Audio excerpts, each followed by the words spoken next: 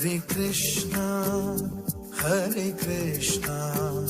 Krishna Krishna Hare Hare Hare Rama Rama Rama Hare Hare Hare Krishna Krishna Krishna Hare Hare Hare Rama Rama Rama Hare Hare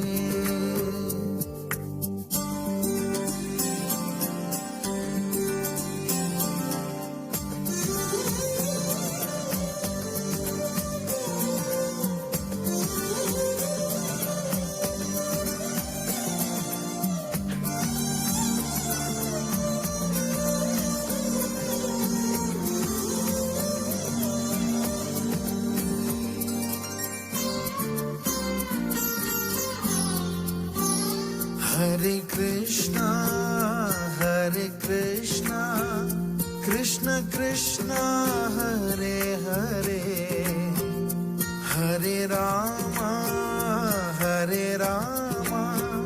Rama Rama Hare Hare Hare Krishna Krishna Krishna Hare Hare Hare Rama Rama Rama Hare Hare Hare Krishna Krishna Krishna Hare Hare Hare Rama Rama Rama Hare Hare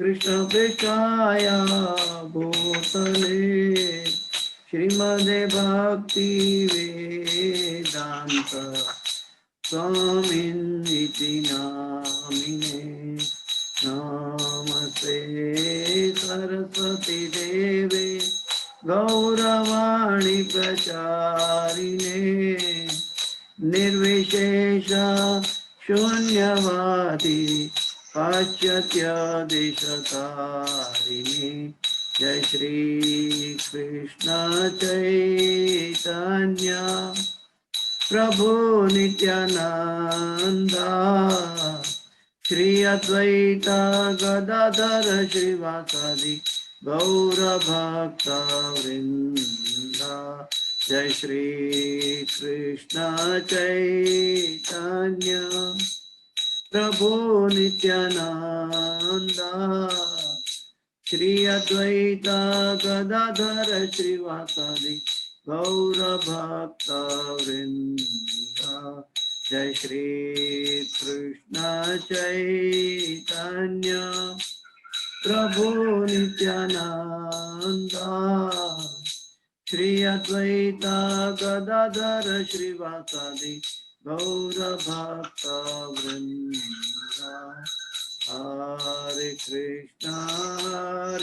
Krishna Krishna Krishna Hare Hare Hare Ram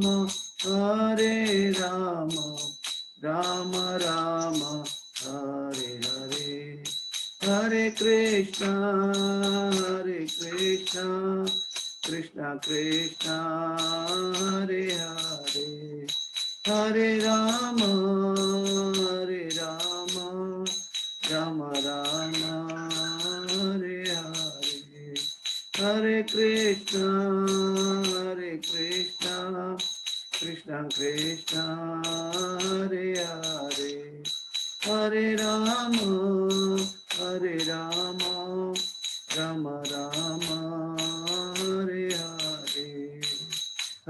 Krishna Krishna Krishna Hare Hare Hare Ram Ram Ram Hare Hare Hare Krishna Krishna Krishna Hare Hare Hare Ram Ram Ram Hare Hare Hare Krishna Krishna Krishna Hare Hare Hare Ram Ram Ram Hare Hare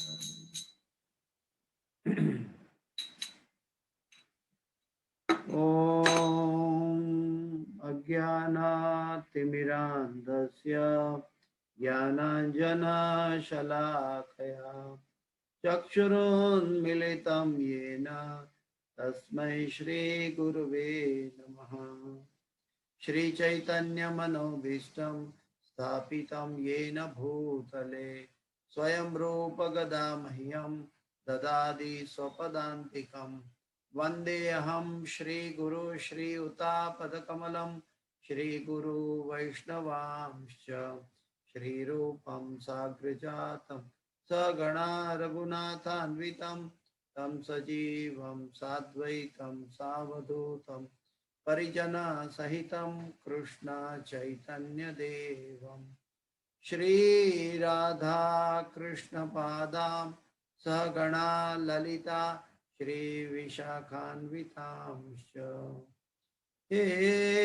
Krishna करुणा सिन्धो दीनबन्धो जगत्पते गोपेश गोपिका कान्त राधा कान्त नमोस्तुते तप्त कांचन गौरांगी राधे वृंदावनेश्वरी वृषभानुसुते देवी प्रणमामि हरिप्रिये वंशाकल्पतरुभ्यश्च कृपा सिन्धुभ्य एव च पतितानां पावनेभ्यो वैष्णवेभ्यो नमो नमः श्री कृष्ण चैतन्य प्रभो नित्यानंद श्री अद्वैत गदाधर श्रीवासादि गौर भक्त वृंद हरे कृष्ण कृष्ण कृष्ण हरे हरे हरे राम राम राम हरे हरे हरे कृष्ण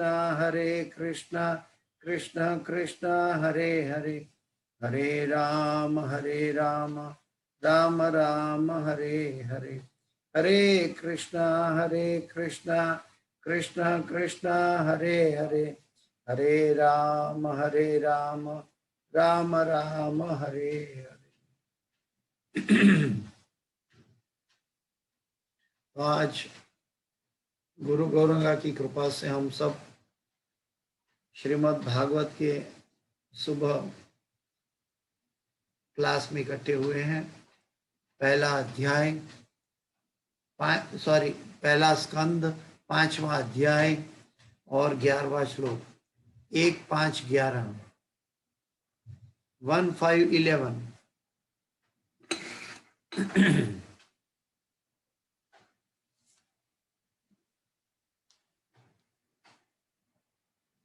तद्वाग्विसर्गो जनदादि विप्लवो यस्मिन् प्रतिश्लोकम अबद्धवत्यपि नामान्यनन्तस्य यशोंकितानि यत् शृण्वन्ति गायन्ति गृह्णन्ति साधव। पहले मंगलाचरण करते हैं।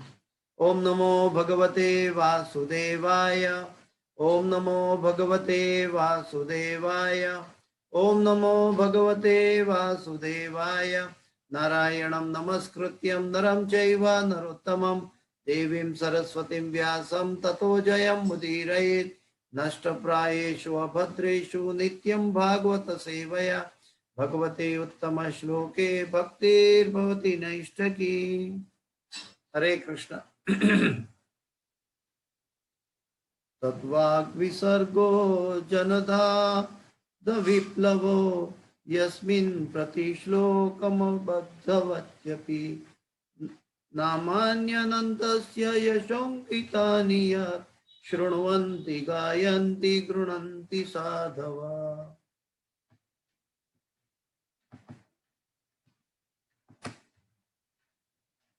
तद्वाग्विसर्गो जनता विप्लवो यस्मिन् प्रतिश्लोकमबद्धमवत्यपि नामान्यनन्तस्य यशोऽङ्कितानि यत् शृण्वन्ति गायन्ति गृह्णन्ति साधव तद्वाग्विसर्गो जनताध विप्लवो यस्मिन् प्रतिश्लोकमबद्धवत्यपि नामान्यनन्तस्य यशोऽङ्कितानि यत् शृण्वन्ति गायन्ति गृह्णन्ति साधव तद्वाग्विसर्गो जनताध विप्लवो यस्मिन् प्रतिश्लोकमबद्धवत्यपि नामान्यनन्तस्य यशोऽङ्कितानि यत् शृण्वन्ति गायन्ति गृह्णन्ति साधव।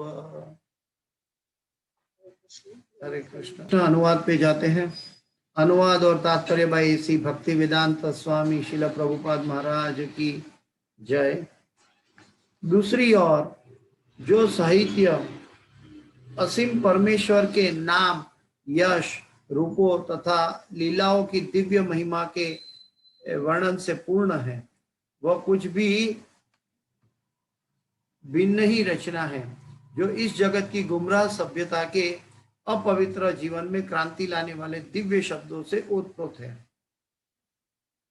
ऐसा दिव्य साहित्य चाहे वह ठीक से न भी रचा हुआ हो, ऐसे पवित्र मनुष्यों द्वारा सुना, गाया तथा स्वीकार किया जाता है जो नितांत निष्कपट होते हैं। अनुवाद फिर से पढ़ते हैं। दूसरी ओर जो साहित्य असीम परमेश्वर के नाम, यश, रूपों तथा लीलाओं की दिव्य महिमा के वर्णन से पूर्ण है, वह कुछ भी भिन्न ही रचना है जो इस जगत की गुमराह सभ्यता के अपवित्र जीवन में क्रांति लाने वाले दिव्य शब्दों से ओतप्रोत है। ऐसा दिव्य साहित्य चाहे वह ठीक से न भी रचा हुआ हो, ऐसे पवित्र मनुष्यों द्वारा सुना, गाया तथा स्वीकार किया जाता है जो नितांत निष्कपट होते हैं। तात्पर्य भाई ऐसी भक्ति वेदांत स्वामी शिल प्रभुपाद महाराज की जय। तो तात्पर्य काफी लंबा है, तो तात्पर्य के साथ हम समझने की कोशिश करेंगे।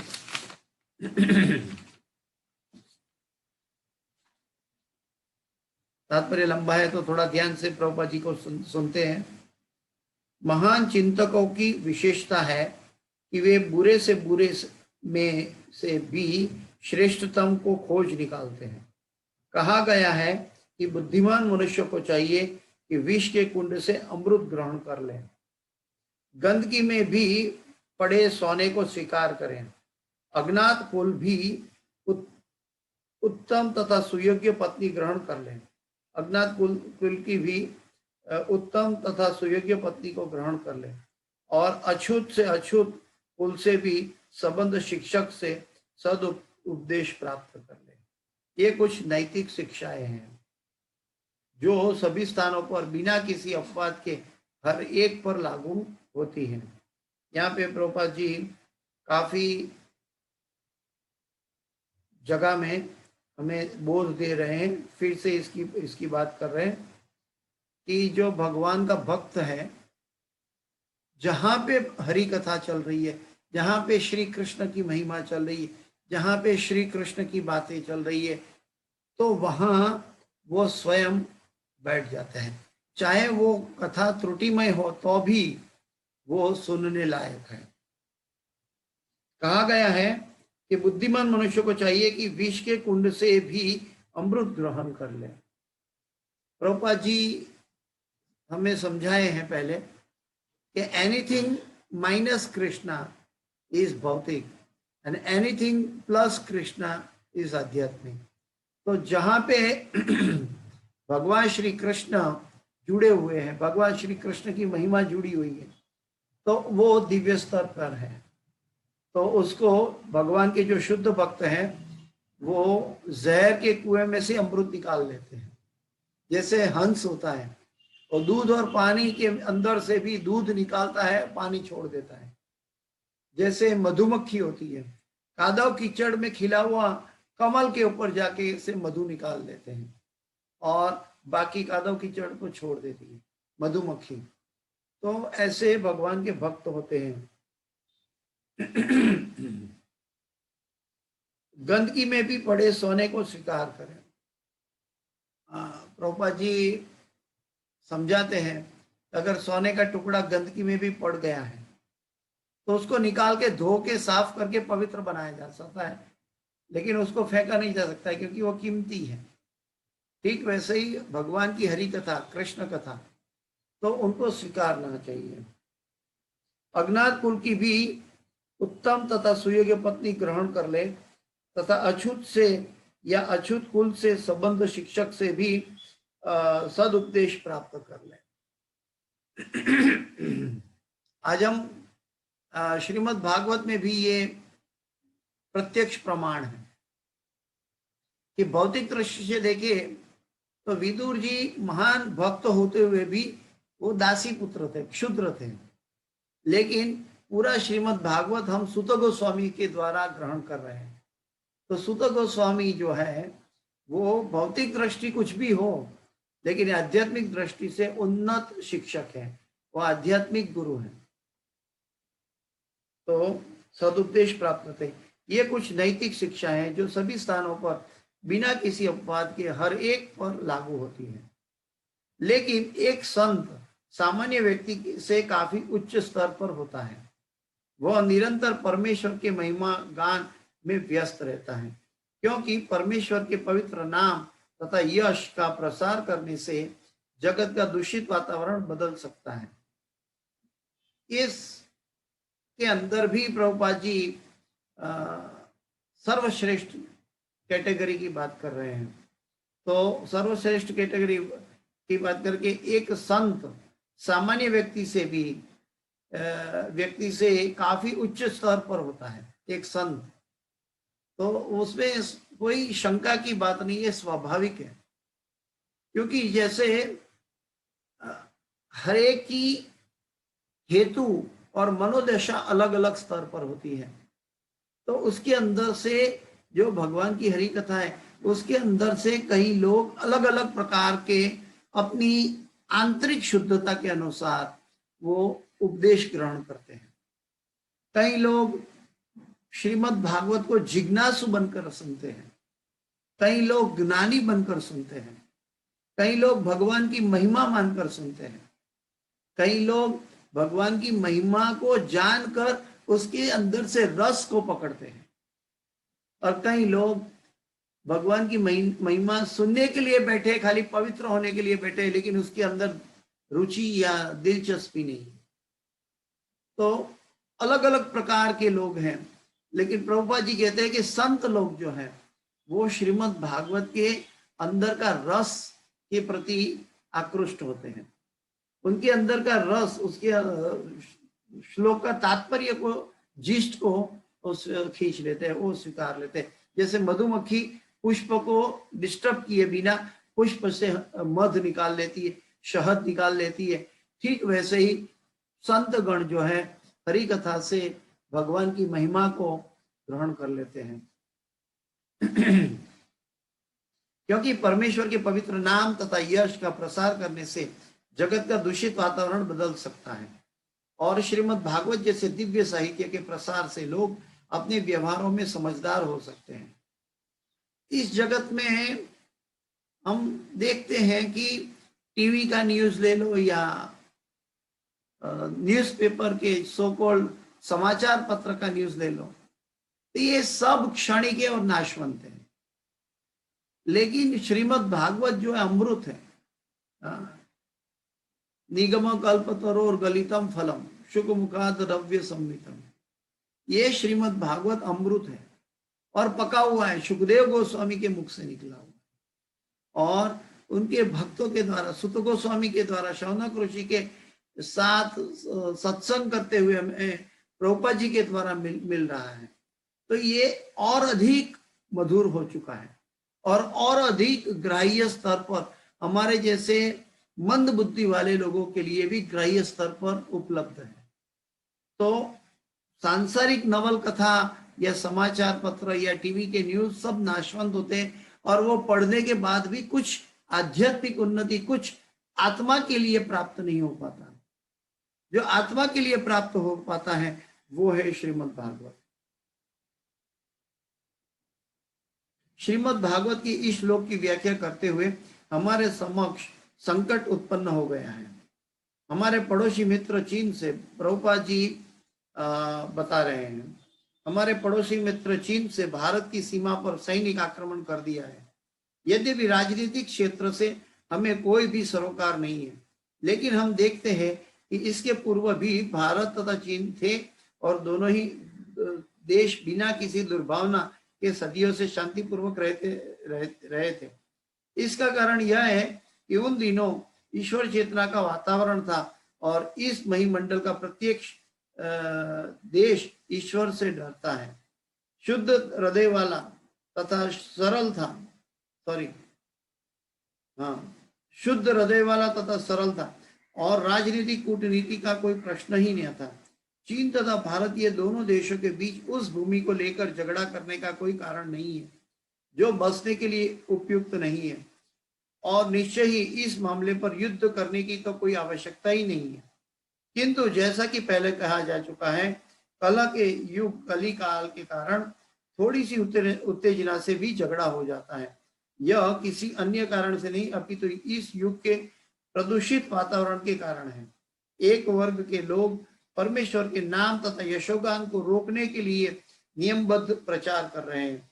अतएव विश्व भर में श्रीमद् भागवत के संदेश को प्रसारित करने की परम आवश्यकता है। प्रत्येक जिम्मेदार भारतीय नागरिक का यह कर्तव्य है कि वह श्रीमद् भागवत के दिव्य संदेश को सर्वोपरि कल्याण तथा वांछित शांति लाने के लिए विश्व भर में प्रसारित करे। देखिए प्रभुपाद जी का क्या हृदय था, क्या मन था। वो एक्चुअल संयुक्त राष्ट्र स्थापित करना चाहते हैं भगवान के नाम यश गुण रूप लीला के द्वारा, श्रीमद् भागवत के द्वारा। क्योंकि श्रीमद् भागवत एक ऐसा ग्रंथ है जिसमें हर समस्या का प्रश्न का जवाब है और हर समस्या से जीव बाहर निकलकर भगवान से जुड़ सकता है। न सिर्फ जुड़ सकता है बल्कि भगवान की प्रेम भक्ति कर सकता है। तो श्रीमद् भागवत जो है वो भगवान की प्रेम भक्ति से जुड़ने के लिए पर्याप्त है। क्योंकि भारत ने अपने इस उत्तरदायित्व कार्य की उपेक्षा की है, अतएव सारे विश्व भर में इतना संघर्ष हो रहा है तथा संकट छाया है। हमारा विश्वास है कि यदि श्रीमद् भागवत का दिव्य संदेश विश्व के अग्रणी लोगों तक ही पहुंच सके तो निश्चित रूप से हृदय परिवर्तन होगा और लोग सामान्य रूप से इस संदेश का पालन करेंगे। एक बहुत आक्रोष्ट संदेश है इसके अंदर। प्रभुपाद के पहले श्रीमद् भागवत सिर्फ हिंदी में उपलब्ध था। प्रभुपाद जी ने इस श्रीमद् भागवत के 18,000 श्लोक को पहली बार इंग्लिश में, अंग्रेजी में अनुवाद करके और अंग्रेजी से दुनिया की और कई 50 से अधिक भाषाओं में ट्रांसलेट करके पूरे विश्व के हर एक मनुष्य तक श्रीमद् भागवत को पहुंचाया है। ये कार्य प्रभुपाद जी के पूर्व 5,000 साल में किसी ने नहीं किया। 5,000 साल में जो श्रीमद् भागवत था वो सिर्फ संस्कृत और हिंदी में उपलब्ध था, गीता प्रेस गोरखपुर के द्वारा। लेकिन अंग्रेजी भाषा में अनुवाद करके और फिर अंग्रेजी से दुनिया की 50 भाषाओं में अनुवाद करके श्रीमद् भागवत को पूरी दुनिया की हर एक मनुष्य तक उपलब्ध करवाया। तो हर एक भाषा में, 50 भाषाओं में ट्रांसलेशन करने के बाद उसमें कहीं ना कहीं छोटी मोटी ग्रामेटिकल मिस्टेक हो सकती है, लेकिन फाउंडेशन जो है प्रभुपाद जी ने स्वयं इसको इंग्लिश में किया है। तो ये जो श्रीमद् भागवत है, प्रभुपाद जी समझा रहे हैं कि प्रदूषित वातावरण, कलयुग का प्रदूषित वातावरण वो सामान्य डिफरेंस ऑफ ओपिनियन में झगड़ा का स्वरूप ले लेता है।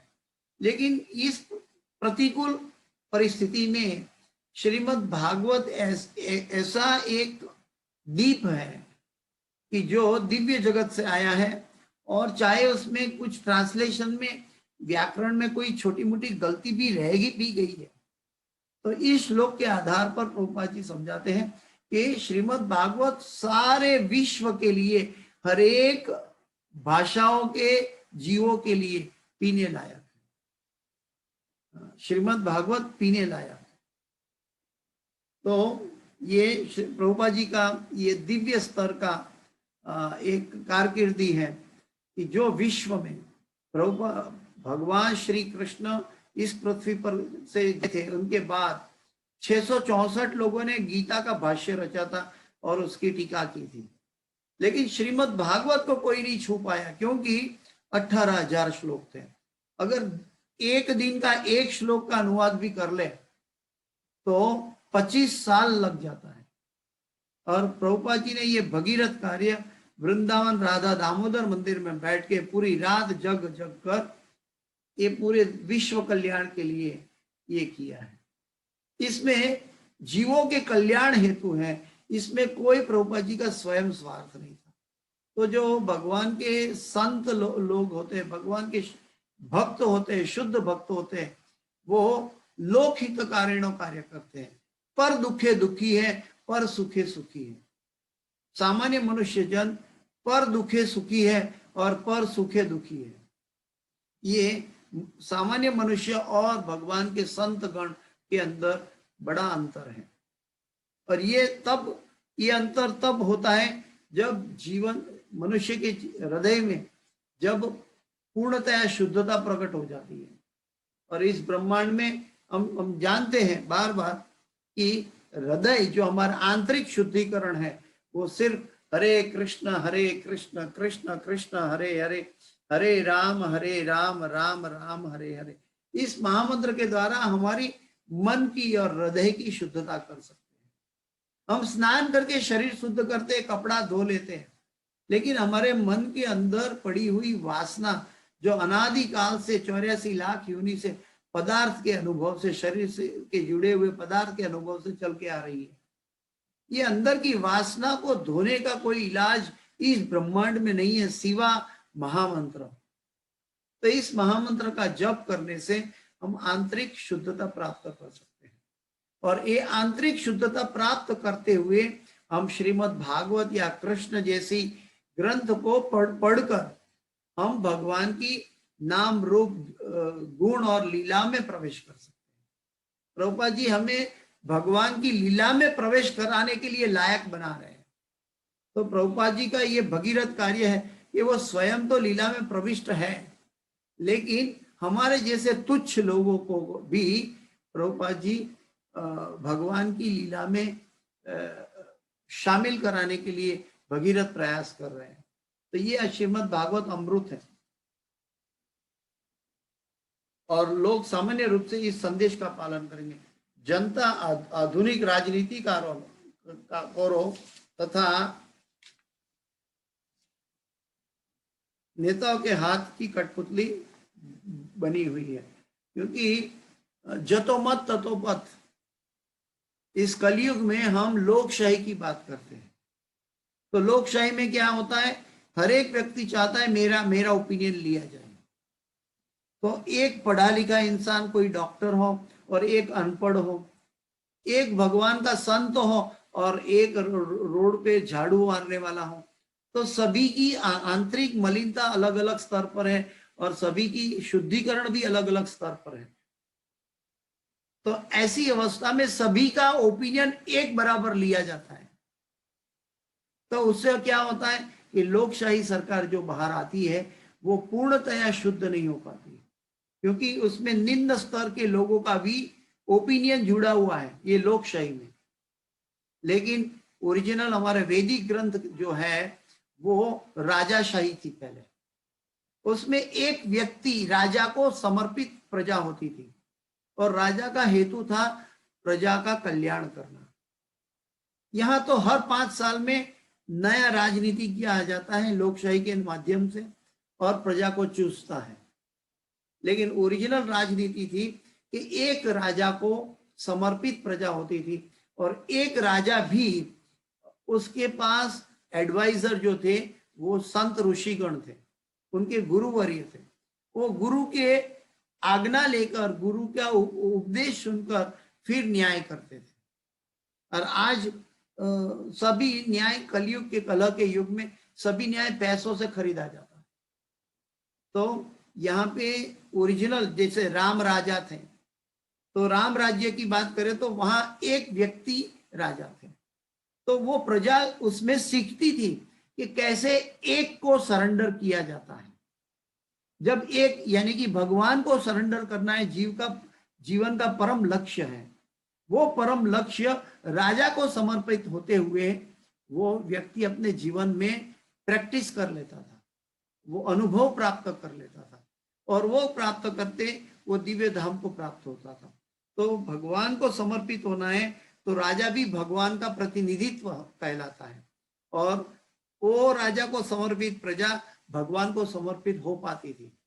लेकिन आज तो जतो मत ततो पथ, जैसा मीडिया ने कह दिया वैसा लोगों का भाव चला गया, और कैसे भी हम लोकशाही के मूल्यों को महान मानते हैं दुनिया में। लेकिन लोकशाही मूल्य क्या है कि हर एक अलग अलग व्यक्तित्व, जो मानसिकता है, उस मानसिकता से किसी के अंदर अहंकार भरा हुआ है, किसी के अंदर संत हृदय है, किसी के अंदर अपवित्र हृदय है। तो हर तरह के उपदेश, हर तरह के शास्त्र, हर तरह के पब्लिक कमेंट जो है वो बाहर आती है राजनीति के द्वारा। तो उससे क्या होता है कि प्रजा भी दिशा विहीन हो जाती है और प्रजा भी दूषित हो जाती है, और इसके कारण दूषित वातावरण में डिफरेंस ऑफ ओपिनियन के कारण हमेशा झगड़ा चलता रहता है। ये कलयुग का, कलह का युग है। तो प्रभुपाद जी और वैदिक सभ्यता में सिखाती है कि जो भगवान की, वेदों की जो भाषा है वो राजा था और प्रजा था, यथा राजा तथा प्रजा। लेकिन आजकल लोकशाही के माध्यम से हम अयोग्य व्यक्ति को भी कभी कभी चुन लेते हैं। अभी अभी तो फिर भी ठीक है, कलयुग की शुरुआत है, और आज के वर्तमान के समय में हमें नेता कुछ प्रतिशत हमें ठीक मिला है, सही है, और वो सही दिशा में लेके दुनिया को, पब्लिक को लेकर जा रहा है।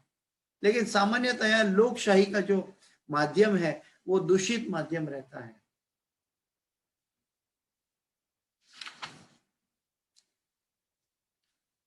यदि इन नेताओं के ही हृदय परिवर्तित हो सके तो विश्व के वातावरण में आमूल परिवर्तन हो सकेगा। नेताओं के हृदय, प्रभुपाद जी ने इंदिरा गांधी को पत्र लिखा था, प्रभुपाद जी ने इंदिरा गांधी को पत्र लिखा था। वो बात अलग है कि वो उनकी मुलाकात की, अपॉइंटमेंट दी गई थी, वो अपॉइंटमेंट मिलने से पहले इंदिरा गांधी भगवत यहाँ से, इस दुनिया से चली गई, उनका मर्डर हो गया। लेकिन प्रभुपाद जी चाहते थे, वो मुलाकात के दरमियान वो प्रभुपाद जी चाहते थे कि भारत की पार्लियामेंट के हर एक नेता पहले हरे कृष्ण महामंत्र की एक माला करें। वो चाहते थे कि भगवान के नाम की एक माला करके फिर अपना कार्य करें। प्रभुपाद जी का ऐसा एक दृष्टिकोण था। लेकिन कलयुग का प्रभाव से वो मुलाकात नहीं हो पाई इंदिरा गांधी से। तो प्रभुपाद जी यहाँ पे लिखते हैं, यदि इन नेताओं के ही हृदय परिवर्तित हो सके तो विश्व के वातावरण में आमूल परिवर्तन हो सकेगा। हमें पता है कि जन सामान्य में ईश्वर चेतना को जगाने तथा विश्व वातावरण का पुनः आध्यात्मिकरण करने के लिए दिव्य संदेशों वाले इस महान ग्रंथ को प्रस्तुत करने का हमारा सत प्रयास अनेक कठिनाइयों से भरा है। प्रभुपाद जी श्रीमद् भागवत को जब डिस्ट्रीब्यूट कर रहे थे तो उनके हृदय में जो विचार चल रहा था वो उन्होंने प्रदर्शित किया है कि उनको बहुत कुछ मेहनत की थी, बहुत कुछ कठिनाई थी, प्रिंटिंग कॉस्ट नहीं थी, पेपर कहाँ से लाना, कौन स्पॉन्सर करेगा, कैसे प्रिंटिंग होगा, कैसे उसका एडिटिंग होगा। एडिटिंग भी स्वयं करते थे उस समय में प्रभुपाद जी, और ये सब कड़ी मेहनत करते थे, कड़ी अपने आप को जीवन में लोक हित कारणों के लिए अपने आप को प्रभुपाद जी ने बेच दिया था। तो ये संत हृदय है। हमें तो ये रेडी टीस्पून श्रीमद् भागवत के तात्पर्य श्लोक पढ़ने को मिल जाते हैं, लेकिन प्रभुपाद जी के लिए तो ये बहुत बड़ी भगीरथ कार्य था। और ये कार्य को हमें बहुत चीपली नहीं लेना चाहिए, क्योंकि इसके अंदर इतना अमृत पड़ा है। सुखदेव गोस्वामी जैसे, नारद मुनि जैसे संतों का, व्यासदेव जी, सुत गोस्वामी, शौनक ऋषिगण जैसे संतों का हमें एसोसिएशन मिल रहा है। जब भक्तों का एसोसिएशन मिलेगा तो हमारा हृदय शुद्ध होगा, कलमश हमारे अंदर निकल पाएगा। इस विषय को यथेष्ट भाषा में, विशेष रूप से विदेशी भाषा में प्रस्तुत करना निश्चित रूप से विफल प्रयास होगा। और चाहे हम कि जितना भी प्रयास करें, इसमें अनेक साहित्यिक त्रुटियां रह जाएगी। लेकिन हमारा विश्वास है कि इस संबंध में चाहे कितनी भी त्रुटियां रह जाए, विषय की गंभीरता पर विचार किया जाएगा और समाज के नेता सर्वशक्तिमान भगवान की महिमा गान करने के इस ईमानदार प्रयास के कारण इसको स्वीकार करेंगे। प्रभुपाद जी कितना कोमल हृदय वाले थे। वो जानते थे कि मैं तो एक इंग्लिश में एडिट कर सकता हूं, दुनिया की 50 भाषाओं में मैं एडिट नहीं कर सकता। दुनिया की 50 भाषाओं में एडिट करने के लिए मुझे वो दूसरे भाषी व्यक्ति के पर आधारित होना पड़ेगा, डिपेंडेंट होना पड़ेगा। तो वो चाहे व्याकरण, ग्रामेटिकल मिस्टेक कर पाएगा, तो इंग्लिश श्रीमद् भागवत जब ट्रांसलेशन होगा तो उसमें कुछ ना कुछ ट्रांसलेशन में क्षति हो सकती है। तो प्रभुपाद जी कहते हैं, लेकिन फिर भी मेरी भावना है, मेरा विचार है कि समाज के अग्रगण्य लोग इसके जिस्ट, इसका जो अल्टीमेट रस है वहां तक पहुंच पाएंगे और उसको स्वीकार करेंगे। तो प्रभुपाद जी अपनी कठोर भगीरथ कार्य की साधना के अंतर्गत भी भगवान पर डिपेंडेंट रहते हैं इनडायरेक्टली, कि इसका ट्रांसलेशन अलग अलग भाषाओं में होते हुए भी वो भगवान को प्रार्थना करते हैं जीवों के कल्याण के हेतु। ये संत परम हितकारी जगत माही, संत परम हितकारी।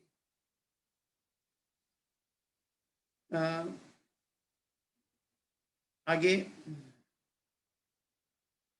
जब किसी घर में आग लग जाती है तो उस घर के रहने वाले अपने पड़ोसियों से, चाहे वे विदेशी हो, सहायता प्राप्त करने के लिए दौड़ जाते हैं। और वे बेचारे उनकी भाषा न जानते हुए भी अपने भाव व्यक्त करते हैं और पड़ोसी उनकी आवश्यकता समझ लेते हैं, भले ही वे भाव उनकी भाषा में व्यक्त हुए न हो। श्रीमद् भागवत के इस दिव्य संदेश को विश्व के प्रदूषित वायुमंडल में प्रसारित करने के लिए वैसे ही सहयोग भावना की आवश्यकता है। आखिर यह आध्यात्मिक मूल्यों से युक्त तकनीकी विज्ञान है। प्रभुपाद जी का उद्देश्य, प्रभुपाद जी की दृष्टिकोण है कि सर्वे भवन्तु सुखिनः, सभी जीवों का कल्याण हो और सभी जीव कृष्ण भावनामृत बने। ये प्रभुपाद जी का उद्देश्य है। और प्रभुपाद जी कहते हैं कि जब हम फॉरेन कंट्री में रहते हैं, घर में आग लगी, हम भागते हैं, तो बाजू में तो कोई और विदेशी रहता है, तो उसकी भाषा भी हम ना जानते हैं, ना वो हमारी भाषा जानते हैं, ना हम उनकी भाषा जानते हैं, फिर भी हम एक दूसरे को सहाय कर लेते हैं, क्योंकि एक दूसरे का भाव समझ लेते हैं और पकड़ लेते हैं। प्रभुपाद जी ऐसी आशा व्यक्त कर रहे हैं कि मेरा जो ये श्रीमद् भागवत का ट्रांसलेशन है और उसकी दुनिया की 50 लैंग्वेज में जो ट्रांसलेट हुआ है, लोग इनके भाव को पकड़ लेंगे, उनको समझ लेंगे, उनकी अंदर की ग्रामेटिकल क्षति को दूर कर लेंगे। अतएव हमें टेक्निक के विषय में चिंतित होना है, भाषा के विषय में नहीं। प्रभुपाद जी कहते हैं कि हमें इसका जिस्ट पकड़ना है, हम उसका वाक्य पकड़ के जड़ता को अपनाना नहीं है। हमें जड़ नहीं बनना है। श्रीमद् भागवत जो है कोमल हृदय के लोगों के लिए है, जो स्टबन हार्ट है, जिसका लोहे का हृदय है, वो व्यक्ति श्रीमद् भागवत को या कोई भी आध्यात्मिक उपदेश को ठीक तरह से नहीं समझ पाता है। वो प्रिजुडाइज माइंड में रहता है, वो प्रिजुडाइज अपने मन के विचार के अनुसार उसको एनालिसिस करता है, तो जिसका हृदय पिघला हुआ नहीं है। इसलिए प्रभुपाद जी के तात्पर्य के ऊपर गुरु महाराज का एक आदेश था कि हम जब हमारा कठोर तप करते हैं, जब भक्ति में कठोर तप योग्य नहीं है, हम तप करना चाहिए, भगवान के लिए तप करना चाहिए। हमें जन्माष्टमी कर लेनी चाहिए, रामनवमी या गौर पूर्णिमा या नरसिंह चतुर्दशी कर ले भगवान के लिए। लेकिन हमें और कोई कठोर तप करने की आवश्यकता नहीं है। क्यों नहीं है? क्योंकि उससे हृदय कठोर हो जाता है, हमारे हृदय में कोमल भावना चली जाती है, और कोमल भावना चली जाने से हम इस अमृतमय श्रीमद् भागवत या भगवत गीता के उपदेश के रहस्य को हम नहीं समझ पाते। हम एकादशी व्रत जरूर करें, गुरु महाराज कहते हैं, लेकिन हमें कठोर तप की आवश्यकता नहीं है। आराधितो हरि परम ततः तपसा किम, न आराधितो हरि परम ततः तपसा किम, अंतर बहिर यदि हरि ततः तपसा किम, न अंतर बहिर यदि हरीश ततः तपसा किम। तो हमें भगवान की भक्ति में कोमल हृदय की आवश्यकता है, और कोमल हृदय के लिए हमें श्रीमद् भागवत और प्रभुपाद जी के हृदय को, प्रभुपाद जी के तात्पर्य को अपने हृदय में स्थापित करना चाहिए, क्योंकि इसको इम्प्रिंट, इसमें कुछ भी कलमश नहीं है, उसके अंदर इतना अमृत भरा है कि हमारे स्तर पर, हमारे जैसे मंद बुद्धि वाले व्यक्ति के स्तर पर हमें प्रभुपाद जी समझा रहे हैं। ये कलयुग के मानवों के लिए प्रभुपाद जी ने इतना गहरा मेहनत किया हुआ है। यदि इस महान साहित्य की टेक्निक को विश्व के लोग समझ ले तो उन्हें सफलता मिल सकती है। अगर पूरा जगत, प्रभुपाद जी का एक दृष्टिकोण है कि अगर पूरा जगत श्रीमद् भागवतमय हो जाए तो ये सतयुग से भी अधिक हो जाएगा, क्योंकि श्रीमद् भागवत जो है वो निगम कल्पतरोर गलितम फलम, वो पका हुआ फल है। पूरे जीवों के कल्याण के लिए जो वैदिक साहित्य है उसके अंदर भी ये ग्रंथराज पका हुआ फल है।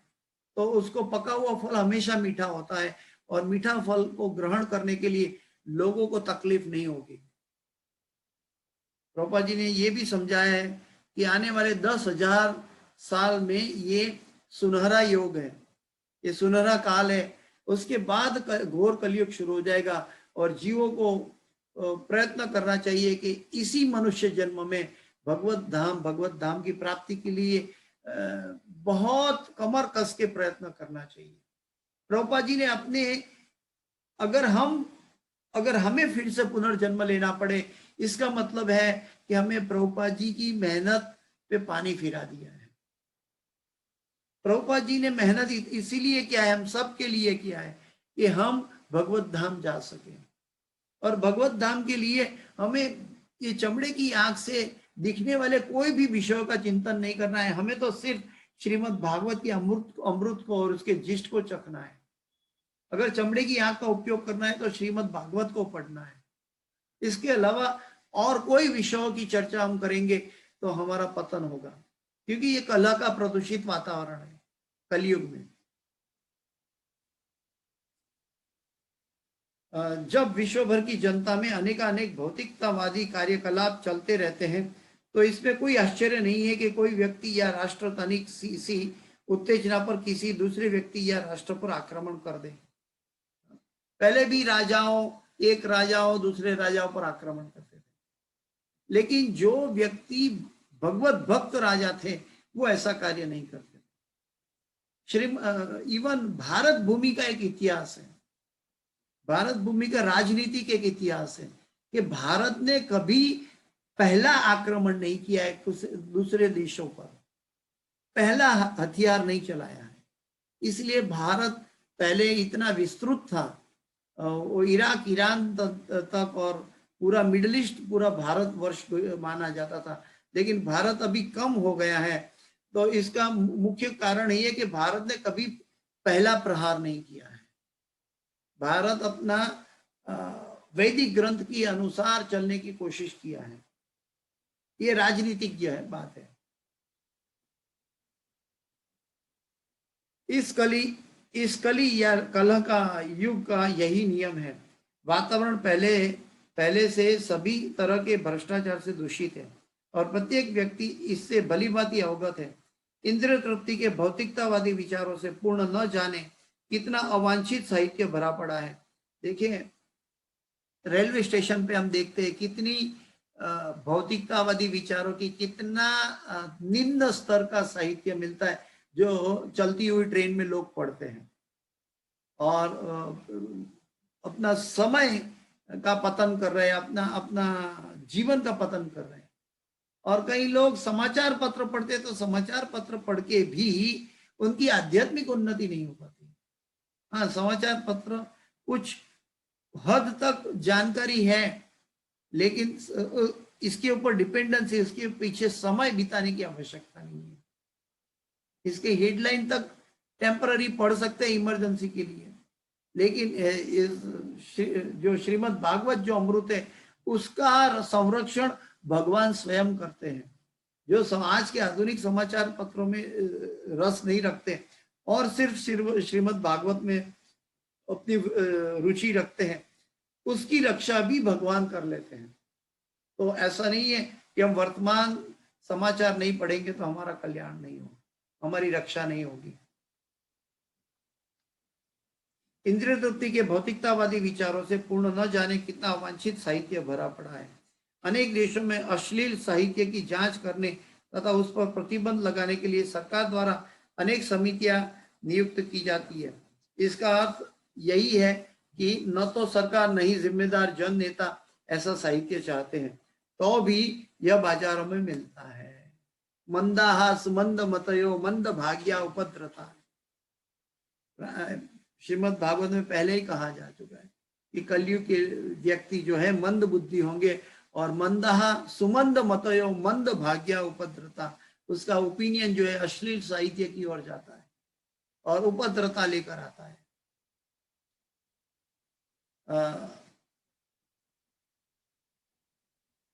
क्योंकि लोग इंद्रिय तुष्टि के लिए इसे चाहते हैं। सामान्य रूप से लोग कुछ पढ़ना चाहते हैं, यह प्राकृतिक प्रवृत्ति है। सामान्य रूप, अभी प्रभुपाद जी उसका जिस्ट, आज के तात्पर्य का जिस्ट बता रहे हैं कि सामान्य लोग से व्यक्ति कुछ पढ़ना चाहते हैं, ये नेचुरल टेंडेंसी है। लेकिन श्रीमद् भागवत और भगवत गीता जैसे अमृत तुल्य साहित्य का अनादर होने से वो अश्लील साहित्य की ओर मुड़ जाते हैं। अगर उसको अमृत भरा हुआ कलश मिलता है तो कौन गटर का पानी पीना चाहेगा? ये प्रभुपाद जी का दृष्टिकोण है और ये बिल्कुल सही बात है। लेकिन कलयुग के इस मानवी इतने मंद बुद्धि है कि वो गटर के पानी के पीछे भागते हैं। सामान्य रूप से लोग कुछ पढ़ना चाहते हैं, यह प्राकृतिक प्रवृत्ति, लेकिन चूंकि उनके मस्तिष्क दूषित है अतएव वे ऐसा साहित्य पसंद करते हैं। ऐसी परिस्थितियों में श्रीमद् भागवत जैसे दिव्य साहित्य से न केवल सामान्य जनों के भ्रष्ट मन के कार्यकलाप घटेंगे, अपितु यह उनकी उस चाह को शमित करेगा जिसके लिए वे रोचक साहित्य पढ़ना चाहते हैं। श्रीमद् भागवत के अंदर इतनी अमृत तुल्य इंफॉर्मेशन उपलब्ध है, माहिती है कि समय की घड़ी, त्रुटि, पल, सेकंड, मिनट, कलाक कैसे शुरू हुआ, सूर्य की उत्पत्ति कैसे हुई और भक्त लोग की प्रवृत्ति क्या है, इस ब्रह्मांड की रचयिता कौन है, इस ब्रह्मांड की रचना कैसे हुई, ये सभी जो हमारे जीव के लिए आवश्यक चीज है, ये सभी चीज उपलब्ध है। कई भक्तों का ये निजी अनुभव है कि जो श्रीमद् भागवत पढ़ना चाहता है और एक बार निश्चित होकर श्रीमद् भागवत पढ़ने बैठ गया तो उसको भागवत को रोकने के लिए तकलीफ होती है। वो रोक नहीं पाता, वो सोचता है एक पेज, एक पत्ता ये पढ़ लो, एक श्लोक ये मैं पूरा कर लो, ये अध्याय में पूरा कर लो। ये श्रीमद् भागवत का आकर्षण किसको होता है? भगवान के भक्त को। जिसका हृदय शुद्ध है वो भागवत के प्रति आकृष्ट हो जाता है। प्रारंभ में वे इसे पसंद न भी करें, क्योंकि जिसे पीलिया होता है वह मिश्री नहीं खाना चाहता है। लेकिन हमें यह ज्ञात होना चाहिए कि मिश्री ही पीलिया का एकमात्र उपचार है। प्रभुपाद जी कहते हैं कि जैसे किसी को जॉन्डिस हो गया तो उसमें गना, जो शेरडी का रस है, गन्ने का रस है वो उनको कड़वा लगता है, लेकिन गन्ने का रस कभी कड़वा नहीं होता है। लेकिन क्योंकि उनके पास पीली का रोग है, वो जॉन्डिस हो गया है, तो उसको गन्ने का रस भी कड़वा लगता है। लेकिन इसका जवाब क्या है कि गन्ने का रस ही पीली के रोग की यानी कि जॉन्डिस की दवा है। ठीक वैसे ही शुरू में हमें श्रीमद् भागवत पढ़ने में रुचि ना आए, लेकिन जैसे जैसे हम पढ़ते जाएंगे उसके प्रति हम आक्रोशित होते जाएंगे, उसके साथ अटैच हो जाएंगे। तब हमें लगेगा कि श्रीमद् भागवत नहीं पढ़ा तो पूरा दिन कुछ खाली खाली है, दिन में कुछ मिल नहीं पाया, दिन में कुछ प्राप्त नहीं कर पाया। तो हमारे जीवन के अंदर, हमारे दिनचर्या के अंदर कुछ भी अमृत तुल्य प्राप्त करना चाहते हैं। लोग सुबह सुबह नौकरी के लिए भागते हैं। नौकरी के लिए भागते हैं क्यों? क्योंकि पैसा चाहिए, पैसा पेट के लिए चाहिए, तो वो सुबह सुबह कुछ कमाने के लिए भागते हैं।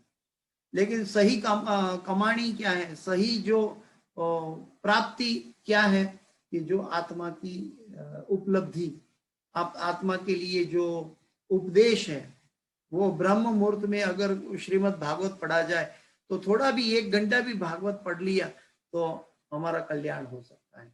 इसीलिए पूरे अंतरराष्ट्रीय कृष्ण भावनामृत संघ इस्कॉन में हर मंदिर में, पूरे मंदिरों में हर रोज सुबह 1 घंटा श्रीमद् भागवत की कक्षा होती है।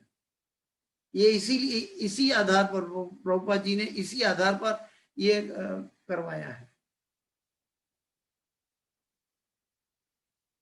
इसी प्रकार श्रीमद् भगवद गीता तथा श्रीमद् भागवत के पठन को लोकप्रिय बनाने का विधिवत प्रचार कार्य होना चाहिए, क्योंकि यह इंद्रिय तृप्ति की पीलिया के लिए मिश्री का काम करेगा। तो ये मिश्री का काम करेगा। प्रभुपाद जी कहते हैं कि हम बुक मैराथन इस कली काल में हम घर घर जाकर श्रीमद् भगवद गीता और श्रीमद् भागवतम पहुंचाना चाहिए। क्यों? क्योंकि आज नहीं तो कल, आज वो पिता नहीं तो उसका पुत्र, कोई ना कोई तो श्रीमद् भागवत पढ़ेगा। और अगर हर एक परिवार में कोई एक व्यक्ति पढ़ेगा तो हर एक परिवार में प्रकाश दिव्यमान हो जाएगा और हर एक परिवार का धीरे धीरे कल्याण होने लगेगा। तो प्रभुपाद जी की ये इच्छा है और वो इच्छा के लिए आधार पर हम सब भक्तगण की एक इच्छा होनी चाहिए, एक क्या बोलते हैं, निष्ठा होनी चाहिए कि हमें ये बुक डिस्ट्रीब्यूशन के भगीरथ कार्य में हम ये प्रभुपाद जी का भगीरथ कार्य घर घर तक पहुंचाए, क्योंकि इसके अंदर सिर्फ करुणा और अमृत भरा हुआ है। ऐसा करुणा, ऐसा अमृत, ऐसा हृदय, ऐसा भाव इस जगत में संत के हृदय के अलावा कहाँ मिलेगा। क्योंकि यह इंद्रिय तृप्ति रूपी पीलिया के लिए मिश्री का काम करेगा। जब लोग इस साहित्य के प्रति रुचि उत्पन्न कर लेंगे तो वह अन्य साहित्य जो समाज में विष फैला रहा है स्वतः ही समाप्त हो जाएगा। प्रभुपाद जी को मालूम है कि वो जो भगवत गीता का आखिरी श्लोक है ना, यत्र योगेश्वर कृष्ण यत्र पार्थो धनुधर तत्र श्री विजयो भूति ध्रुवा नीतिर मतिर मम। प्रभुपाद जी अच्छी तरह जानते हैं कि जहां भगवान श्री कृष्ण का साहित्य पहुंचा है, जहां कोई व्यक्ति श्री कृष्ण का भगवत गीता ये भागवत पढ़ने बैठा है, उस जीवन का विजय, उस जीवन का कल्याण निश्चित है। और इस आधार पर प्रभुपाद जी भगवान के वचनों पर और भगवत गीता और भागवत के वचनों पर ये संत कार्य हर एक जीव के लिए कर रहे हैं। लेकिन जो व्यक्ति आत्मा का दर्शन नहीं कर पाता वो फिलोंथ्रोपिक बन जाता है और वो व्यक्ति शरीर के कल्याण के लिए भागता है, लोगों को खिलाने के लिए, लोगों को कपड़ा देने के लिए, लोगों को वस्त्र या ब्लैंकेट या घर देने के लिए पीछे भागते हैं। लेकिन उनका असली कल्याण जो है वो आत्मा का कल्याण है और वो भगवान की भक्ति और भगवान की महिमा के अलावा, भक्तों के संग के अलावा नहीं हो सकता। और श्रीमद् भागवत ये 100% इसके ऊपर खरा उतरा है, 100% इसके ऊपर आत्मा के कल्याण के लिए पर्याप्त है। वो अन्य साहित्य जो समाज में विष फैलाने स्वतः ही समाप्त हो जाएगा। अतः हमारा विश्वास है प्रभुपाद जी कहते हैं हमारा विश्वास है, गुरु मुख पद्म वाक्य चित्ते ते कोरिया है क्या।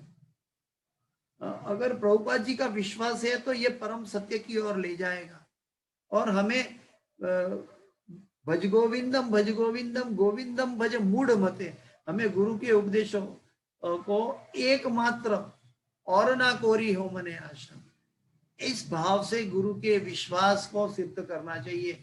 ये शिष्यगण की डिसिप्लिन है। तो प्रभुपाद जी कहते हैं कि अतः हमारा विश्वास है कि मानव समाज का प्रत्येक व्यक्ति श्रीमद् भागवत का स्वागत करेगा, भले ही उसके प्रस्तुत रूप में अनेक त्रुटियां क्यों न हो, क्योंकि इसकी संस्तुति श्री नारद ने की है, जो कृपा करके इस अध्याय में प्रकट हुए हैं।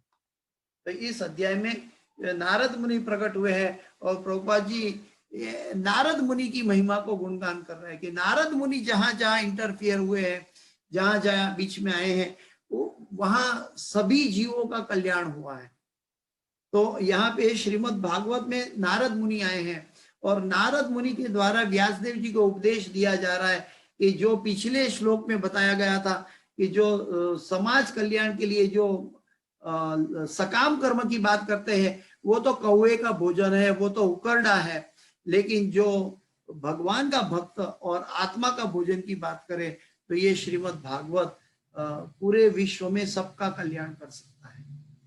तो ये नारद मुनि जैसे व्यासदेव जी को समझा रहे हैं, वैसे प्रभुपाद जी हम सबको समझा रहे हैं कि श्रीमद् भागवत जो है अमृत तुल्य है और सुखदेव गोस्वामी के द्वारा प्राप्त हुआ है, सुत गोस्वामी के द्वारा, शौनक ऋषिगण के द्वारा, उनके प्रश्नों की उनकी जिज्ञासा के द्वारा हमें प्राप्त मिला है। और उसके आगे चलकर प्रभुपाद जी ने हमारे जैसे लोगों के लिए, मंद बुद्धि लोगों के लिए, हमारे स्तर पर ये अमृत तुल्य भागवत को समझाया है। ये बार बार पूरा उपदेश में मैंने ये कई बार रिपीट किया है क्योंकि ये बात बहुत इंपॉर्टेंट है, आज के श्लोक पर आधारित है। क्योंकि प्रभुपाद जी इसका उदाहरण दे रहे हैं कि इस भागवत में, इस अध्याय में श्री नारद मुनि प्रकट हुए हैं व्यासदेव जी के समक्ष। तो व्यासदेव जी की मन की जो इच्छा थी कि उनका मन प्रसन्न नहीं था, उन्होंने सभी लोकहित कार्यों कार्य किए सकाम कर्म के रूप में, लेकिन उनका मन की संतुष्टि नहीं हुई और नारद मुनि ने आकर उनको मन की संतुष्टि बताई। जब मन की संतुष्टि होती है तब जीव भगवान की भक्ति की ओर प्रगति कर सकता है। एवं प्रसन्न मनसो भगवत भक्ति योगतः भगवत तत्व विज्ञान मुक्त संगस्य जायते, ये श्रीमद् भागवत के दिया हो गया श्लोक है। तो एवं प्रसन्न मनसो मन जो प्रसन्न होगा तो भगवत भक्ति के लिए योग्य हो जाएगा। तो वो मन की प्रसन्नता नारद मुनि वापस ला रहे व्यासदेव जी के द्वारा, तो वो श्रीमद् भागवत हमारी मन की संतुष्टि वापस लाएंगे। कलयुग के कलह के युग में ये विश्वमय वातावरण के अंदर अमृत फैलाने के लिए पर्याप्त होगा। तो ये आज के तात्पर्य और श्लोक कह रहा है, प्रभुपाद जी का अनुवाद और तात्पर्य कह रहे हैं। किसी भक्त का कोई प्रश्न हो? किसी भक्त का कोई प्रश्न है? इसके साथ हम श्रीमद् भागवत के पहला स्कंद का 5वां अध्याय का 11वां श्लोक, नारद द्वारा व्यासदेव जी को श्रीमद् भागवत के विषय में आदेश, इसका यहाँ पे विराम दे रहा है ये श्लोक को। अगला श्लोक अगले क्लास में लेंगे। इस कक्षा में कोई भी त्रुटि रह गई है तो मेरी ये कृपया मुझे क्षमा करें, और इस कक्षा की कोई भी सुकृति है तो मैं अपने गुरु को समर्पित करता हूँ। और आप सब भक्तों को मेरा साष्टांग दंडवत प्रणाम। वांछाकल्पतरुभ्यश्च कृपा सिंधुभ्येव च पतितानां पावनेभ्यो वैष्णवेभ्यो नमो नमः। अनंत कोटि वैष्णव वृंद की जय, अनंत कोटि आचार्य वृंद की जय। हरे कृष्णा हरे कृष्णा कृष्णा कृष्णा हरे हरे, हरे राम राम राम हरे हरे।